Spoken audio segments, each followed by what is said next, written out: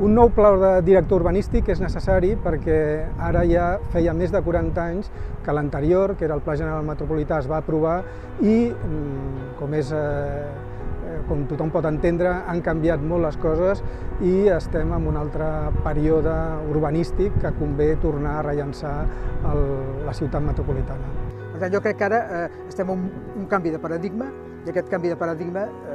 voldrà dir que hem de fer un planejament no expansiu,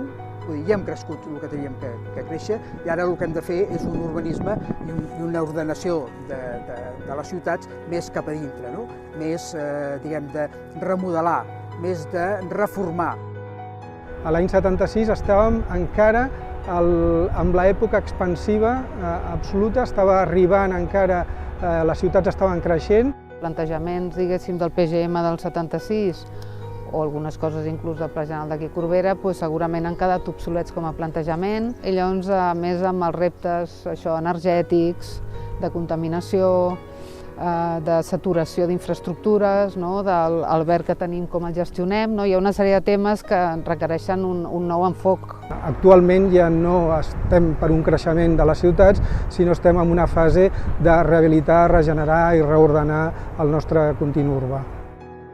El repte del pla director urbanístic i que d'alguna manera enfoqui aquella nova societat que sigui socialment cohesionada, econòmicament eficient i urbanísticament, diguem-ne, sostenible. Estem en un altre moment històric i aquest moment històric ens porta a repensar les ciutats des d'aquesta millora interna, d'aquesta ciutat ja construïda que necessita reordenar-se, reorganitzar-se, ser més accessible, amb millor mobilitat i molt més sostenible.